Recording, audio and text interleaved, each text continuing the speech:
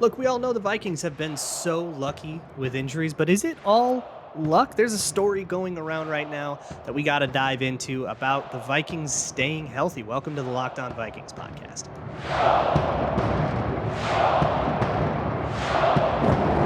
Ooh-wee! You are Locked On Vikings, your daily Minnesota Vikings podcast, part of the Locked On Podcast Network, your team every day. What's going on, everybody? Welcome to the Locked On Vikings podcast, part of the Locked On Podcast Network, your team every day. As always, I'm your host, your pal, and the kid you copied off in math class. My name is Luke Braun. You can find me on Twitter at Luke Braun NFL. Show is on Twitter at Locked On Vikings. This show can be found on Amazon Fire and or Roku. If you have those, just download the Locked On Minnesota Sports app. You can find this show as well as all of the other Locked On shows concerning various Minnesota sports. Thank you so much for making Locked On Vikings your first listen of the day. If I didn't already say that, and it's a mailbag episode, that means it's Twitter Tuesday, and you guys sent me some of your questions. If you have a question, you can always send it to me at Luke Braun NFL or at Locked On Vikings on Twitter, or fill out the Google form. That's honestly the best way to get me to see your question, because sometimes I'll forget if you just send it to me, but I'll always do my best. You can also send an email to lockedonvikingspodcast@gmail.com. That's a great way too, especially if you have something longer. I've got a bunch of your questions here. The first one comes from Cowabunga Kev Time that says, what's been the key to the Vikings staying as healthy as they have? Pure luck, new trainer, coaches managing snap spell? Well, combination of all. So it's always going to be some level of luck, right? Somebody tears up their knee on turf. That's just there's always a chance of anybody doing it. There's a chance you tear your knee up. I knew a guy who tore his knee up getting a bowl of cereal once. It just can happen to you. So there's always going to be luck, and the Vikings do not have full control over this ever, and that means you will always have some level of risk that the worst injury ever happens and it ruins your whole season or whatever. But the Vikings have, I think, taken steps to improve their odds in that category. We're using probabilistic language here for, I think, a really good reason. They haven't prevented injuries. They've just lowered their likelihood of them, and I think that's a very good thing. Tyler Williams and Uriah Myrie are the guys that Kevin O'Connell always shouts out after the game for their contributions and all of that stuff, and there's a lot of cool sports science stuff that they have done. And Will Ragatz wrote a piece at Sports Illustrated that I'll link in the show notes. Yell at me if I forget, is about this whole thing and their process and all of that stuff. And there is some stuff that the Vikings have done to make sure that their athletes' bodies are in the proper shape beyond just normal conditioning. My favorite example comes from this Miami game, right? You saw the 120-degree heat. It's humid. It's humid. When you are in hot, humid conditions and hydration becomes an issue, you are more susceptible to muscle cramps. And I'm not talking about the kind of cramps that take you off that you go down and you look injured, kind of got to go off the game and rehydrate, come back in for a drive kind of cramps. There's also, just like the general muscle strain is harder. Your muscles want to tighten up a little bit. And it's the same thing in the cold. So I'm sure they have a plan for when they have to go to Lambeau in January or Soldier Field in January. Same thing, but for different reasons. Your muscles are a little bit harder to get loose. And if your muscles are tighter, they are more susceptible to sprains, strains, muscle tears, you name it. So Kirk Cousins talked about this after the game as well. They had like a hydration schedule. They made a big deal out of this. They made sure that they had their athletes hydrating properly, not only on the day, but in the days leading up to game day. You can't just chug a bunch of water before the game and say my body is hydrated. You have to kind of get your body into a state of good hydration over several days and to be able to withstand that heat in your muscles. If you don't properly prepare, you're going to be at greater risk for injury. They get out of that game without too much injury to be concerned about. That kind of stuff is all over this team, and I do think it has improved their odds. But long way to go. We're not going to be talking about this if Justin Jefferson tears his ACL next week. So, everybody knock on your respective woods. Next question comes from Scoling for Soup. Love that. Who says Vikings fans have criticized Donatel for being too overly conservative on defense. So I'd like to explore whether this criticism is warranted or not. What does being more aggressive functionally mean in a scheme that always starts with 2 high safeties. And would it be smart to be less conservative considering our personnel? Yeah, so that scheme is by its nature a little more conservative because the safeties always start too high. Now, the point of that is a point of deception, right? If your safeties start out the same way all the time, you're not giving the quarterback information pre-snap, but you could have the safeties always start single high and rotate back too if you wanted to, but that's a little riskier. So they do exist in a fairly conservative framework. That's just the world they live in. There's no changing that. You'd have to overhaul and start doing an entirely different scheme, and that's not where we're at. However, I do think that they have played a little bit more spot drop instead of zone match. Zone match can be more catastrophic if it gets screwed up. Landmark zone, if it's easier to screw up, but if it gets screwed up, it's a 16-yard catch. If you screw up zone match, you've busted a coverage and it's a 70-yard touchdown. So that's part of it. And I think they have gotten more aggressive as time goes on. I do think that there is legitimacy to the criticism of Ed Donatel needing to be more aggressive. They've blitzed very seldom. I brought this up on the Minnesota Football Party. They blitzed a safety one time. You have Harrison Smith, you have blitzed him once, and you've never blitzed Cam Bynum. I think that's a huge mistake, and I think I'm hoping that gets better as time goes on, as you get a little bit more used to what's going on in the defense, and you get a little bit more comfortable with your coverages and stuff, so you know you're not going to get like super, super punished on that blitz because someone also busted a more difficult coverage concept on the back end of it. That is part of the conservatism thing. What I will say is when it comes to like how far off you play on certain coverages, I have a bunch more questions for you, but first a word from our sponsor, BetterHelp. BetterHelp is therapy made easy. I'm a huge fan of therapy. I think everybody who can afford to be in therapy should be seeing a therapist because I don't really see it as like problem solving. I don't see it as a doctor you go to when things are bad or when you feel like you're broken. And a lot of people, especially older people, like the generation above mine and the generation above that, see therapy as this weakness, this failure. I don't see it that way. I see it as maintenance. It's like going to the gym, but for your emotional intelligence. And I think that's really important. And it can really, I've been in therapy for a couple of years and it has helped me a ton with stuff I didn't even realize was a problem. Can't vouch for it enough. Also can't vouch enough for getting your therapist lined up and trying a few. A lot of people will go to a therapist. That therapist isn't right for them. They will assume all therapy is like that and they will never discuss the subject again. Try a few. If you don't like one, move on to the next one. If you don't like one, move on to the next one. And BetterHelp can help you do that. They've got free consults. You can do it over the phone, video, no video, whatever you're comfortable with. Protect your anonymity if you really want to. That's what's great about the world of therapy. It is truly whatever you are comfortable with, and it's all very open to that. So go to BetterHelp.com/lockedon, and you can get 10% off of your first month. When you want to be a better problem solver, therapy can get you there.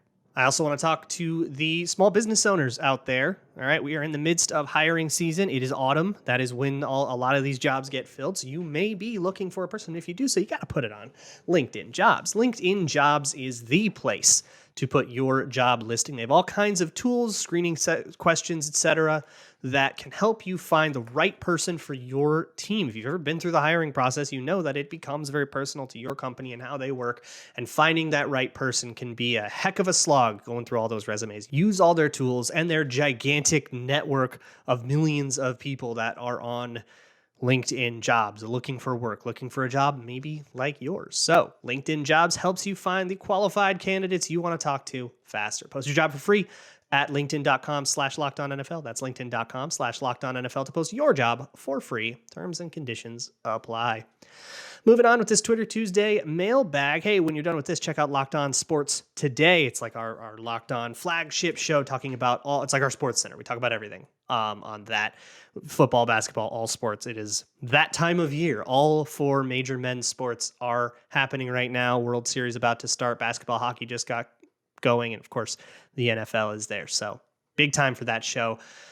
Next question on this mailbag comes from Nolan, who says, during the offseason, there was a lot of debate over whether Bynum could be a starter for us. We now have a larger sample size, but I haven't heard a thing about him. What has he done well this season and what needs improvement? I think Bynum's playing fine. I don't know. There seems to be a little bit, maybe he got a bad PFF grade and people have opinions now.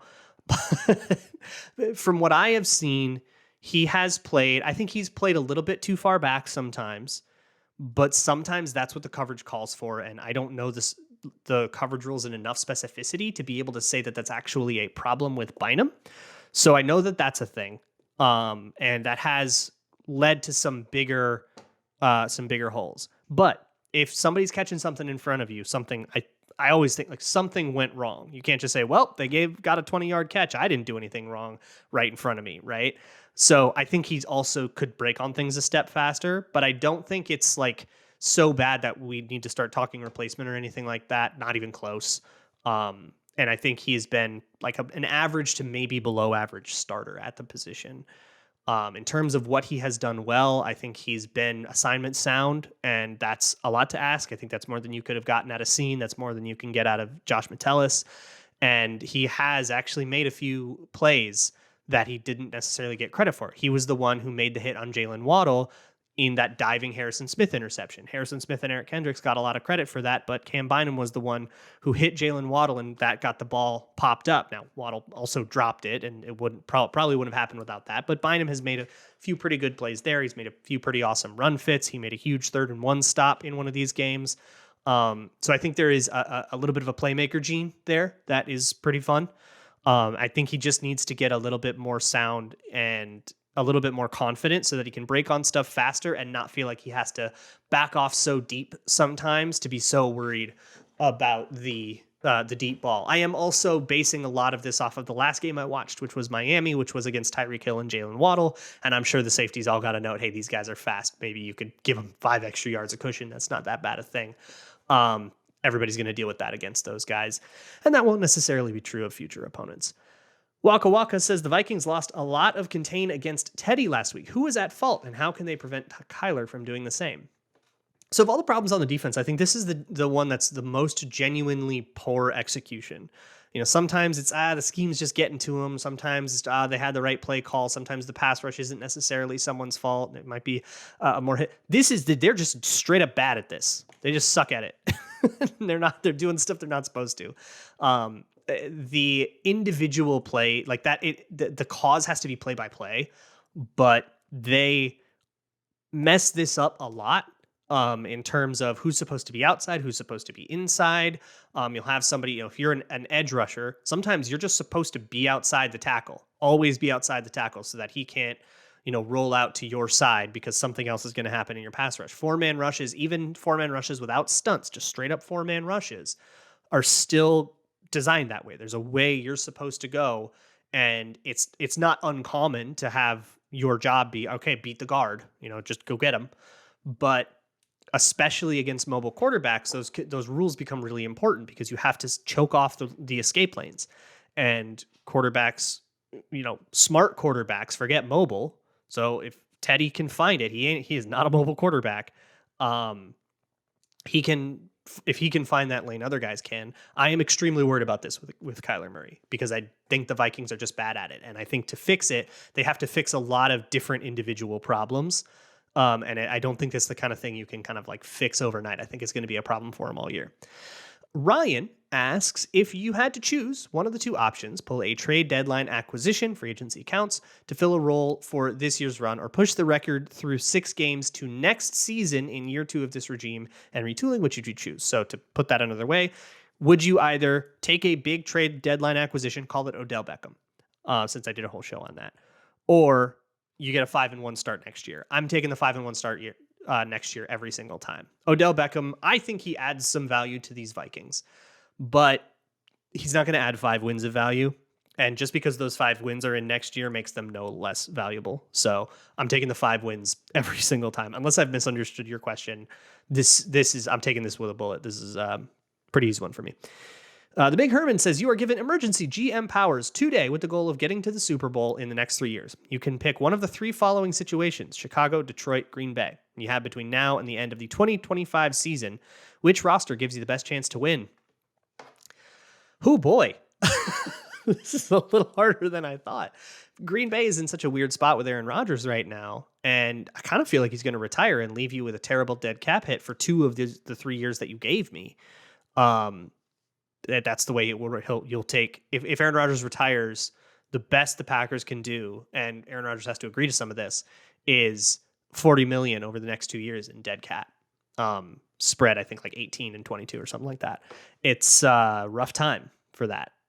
The Bears are in hell. It's definitely not the Bears. It's either the Packers or Lions. I like the Lions, the talent that the Lions have acquired over the last couple of years. Okuda seems to be coming along and putting something together. I like Penei Sewell now. Some of these younger players had rough starts, but they're pulling something together. I really like Malcolm Rodriguez. He's playing like a rookie, but he's playing like a promising one. They just need a quarterback, but so would Green Bay. So everybody needs a quarterback. And Green Bay's going to be in a rough-ish cap spot.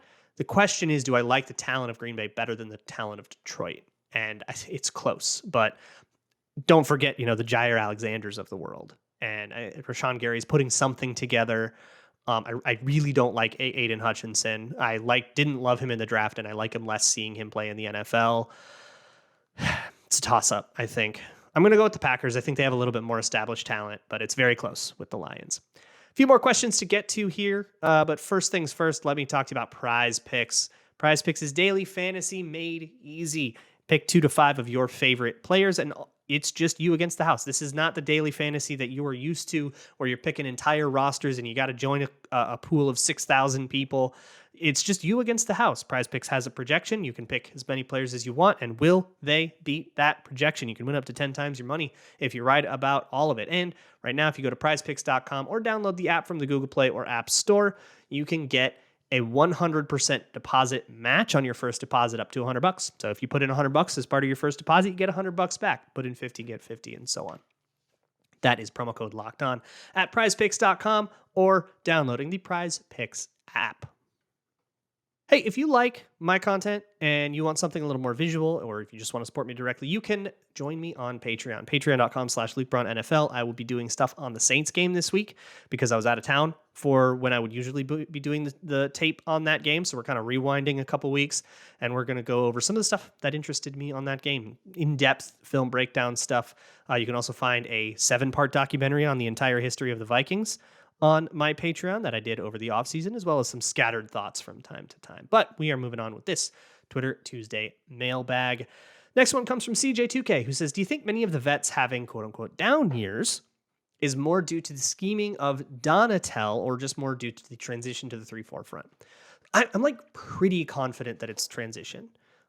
Some of it is, I think, not the best way to use guys. Like Harrison Smith isn't blitzing. So, of course, he's going to have less impact. He's like on the roof all the time, and they can just like not throw to him. He won't have any impact.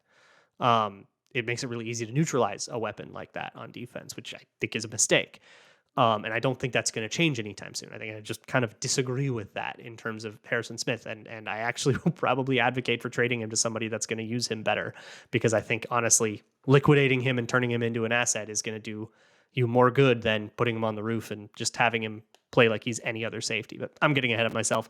Same thing with Daniil Hunter. He's rushing out of a 2-point stance a lot. He's rushing from different alignments a lot. That's new for him. So there is some transition to it, but I also think it limits his explosiveness in a way that might be a little bit more permanent. Eric Kendricks, I think, is struggling a lot. And I think that is all him getting used to stuff. I think he will stop struggling eventually, and he has begun to make more plays over the last few weeks and make fewer mistakes over the last few weeks.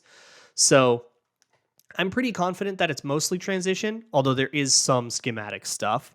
But it's a lot more just not lining up correctly, not getting to the right spots, making mistakes, being slow to things now. It's less, I went to the wrong spot. Now it's, I went to the right spot, but I was a little bit slow about it.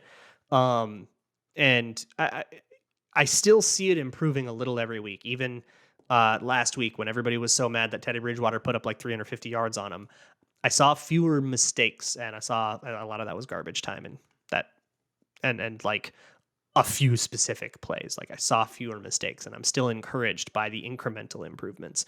Omar asks, what about this offense can we take away from Kirk Cousins leading the NFL in play action pass attempts? O'Connell is hoping to replicate the Cousins past success with it, or is it just a wrinkle in the scheme? I mean, it's a McVay scheme, man. This is 2018 McVay. Live in 11 personnel, run play action all the time. This is what got Jared Goff to the Super Bowl.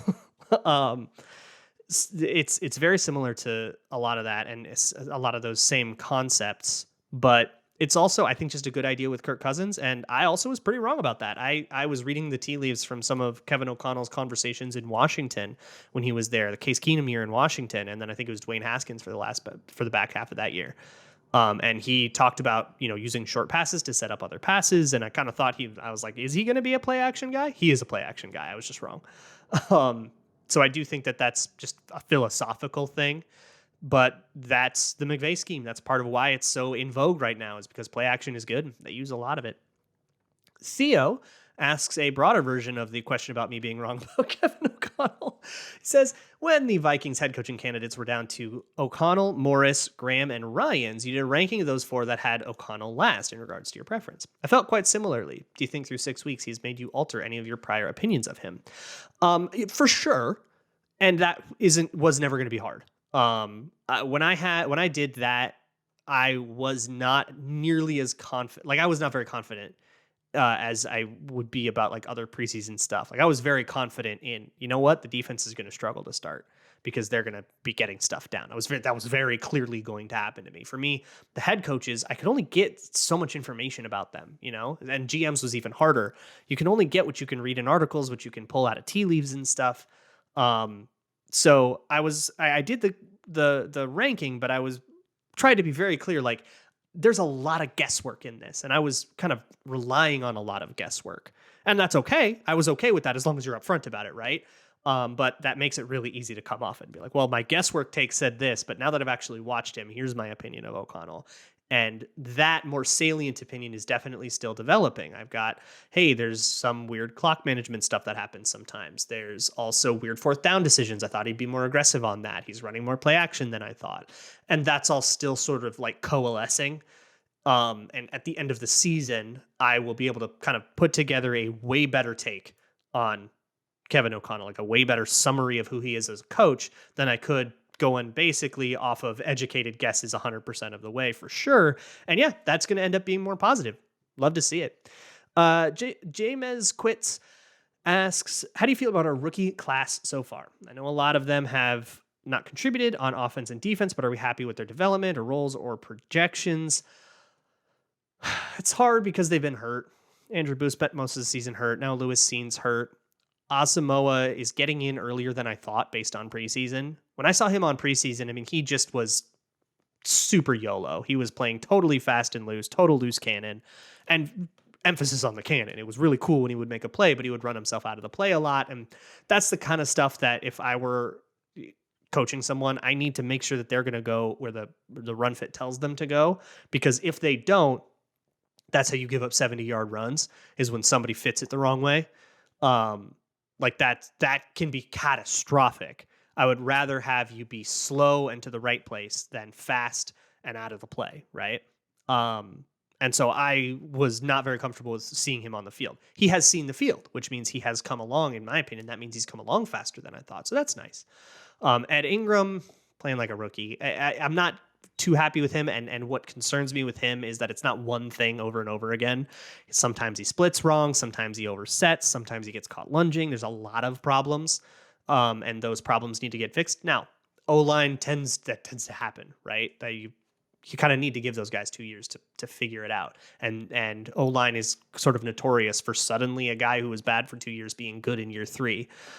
So a lot of patience there, but that is still, I would say I'm like moderately concerned. Seeing a Caleb Evans get in the game at all, that's pretty great. 4th round rookie, you don't usually see a lot of contribution from that. And then all the rest of the day 3 guys, you just sort of hoped they made the team, which sure, some of them did, some of them didn't, whatever. Jalen Naylor caught a pass on a fake punt. That's pretty cool. Ryder Jensen asks, why do people I love this question. He asks, why do people get more upset with the NFL than our legal system when players have disturbing behavior? The NFL has its own boss, their sponsors. Remember when the Vikings were going to let Peterson play but started losing sponsors, and all of a sudden Peterson's on Goodell's list. I agree with this a lot. More details have come out about Oli Udoh's arrest. I'll link those in the show notes, but I'm still not going to cast any judgment on them because it's still not sufficient for me to feel like I have a great sense for what happened there. But and yell at me if I forget, because I'm so bad at remembering put things in the show notes. But when it comes to something like Ed Ingram or like Deshaun Watson's the big one, right? Let's just do the Deshaun Watson. When it comes to stuff like that, the legal system, I think it's a cynicism because the legal system is simply inadequate to deal with cases of like sexual harassment because they're almost always he said, she said. There's very rarely evidence for those kinds of crimes. And I use the word harassment. What Deshaun Watson did, if those allegations are true, I must say, is heinous and is a genuine crime. Like that is a criminal thing. But there's never going to be any evidence for it. It's always going to be he said, she said. And while he said, she said isn't a non-starter, that people have been convicted on he said, she said, it's very difficult. And the legal system isn't really equipped to hand out proper justice there. They're always going to err on the side of innocence. And it's designed, innocent until proven guilty. And so in the court of public opinion, which is kind of where we exist, right? We're not lawyers, you and I. Maybe you're a lawyer. I don't know. I don't know you. But I certainly am not. And so the court of public opinion is where a lot of this discussion exists. And in the court of public opinion, innocent until proven guilty isn't as important of a principle. Maybe you think it should be, but it isn't. And look, when it's, I decide I don't like the Browns because they signed this guy, those stakes are low enough where innocent until proven guilty is not something that I feel is as important versus when the stakes are this guy could go to jail for the rest of his life. Then, okay, yeah, then let's like err on the side of not doing that if we're not sure, because that's a bigger deal. But if it's he's going to get some mean tweets, whatever, that's way less of a big deal, right? But I think it's because the legal system is so inadequate when it comes to parsing out those sorts of situations. The NFL is so public facing that they become the moral arbiters of justice. And I say every time something like this comes up, do not let the NFL be your moral arbiter of justice. Do not put your faith in a business that, you're right, has sponsors and a bottom line. It is a for-profit deal. The NFL is not a moral compass. The NFL is a for-profit company that creates an entertainment product and wants to maximize their profit off of that. That's always going to be number one. And that means that they are going to handle PR like any company handles PR. They're going to do what they think will get the most positive media, not what they think is right, always. That's as good a note as any to end this particular episode of the Locked On Vikings podcast. I will talk to you all tomorrow. Got a cool guest coming on tomorrow, so that'll be pretty fun. And then we're right back into the swing of things. We will talk to Alex Clancy of Locked On Cardinals. At the end of the week, I will ask him about the new Modern Warfare multiplayer and to see if he has found Kyler Murray on there yet. I will see you all tomorrow. And as always, Skol.